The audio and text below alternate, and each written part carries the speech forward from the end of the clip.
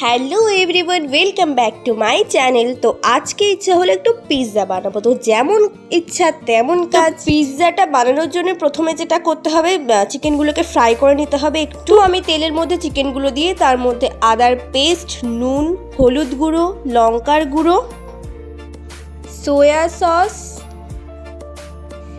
Red chilli sauce আর green chilli sauce দিয়ে একটুখানি মশালা টাইপের করে নিলাম চিকেনটা।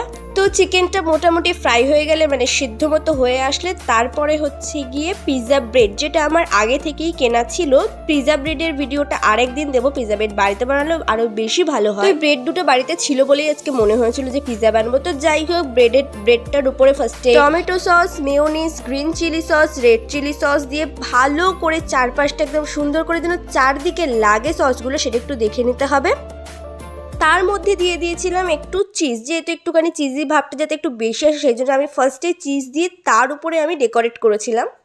আমি বেসিক্যালি দিয়েছিলাম পেঁয়াজ আর চিকেন, কারণ ক্যাপসিকামটা আমার বাড়িতে ছিল না, সেই জন্য আর দেওয়া হয়নি। তো যাই হোক, পেঁয়াজ আর চিকেনটা দিয়ে তার উপর দিয়ে আবার খানিকটা একটু চিজ ছড়িয়ে দিলাম।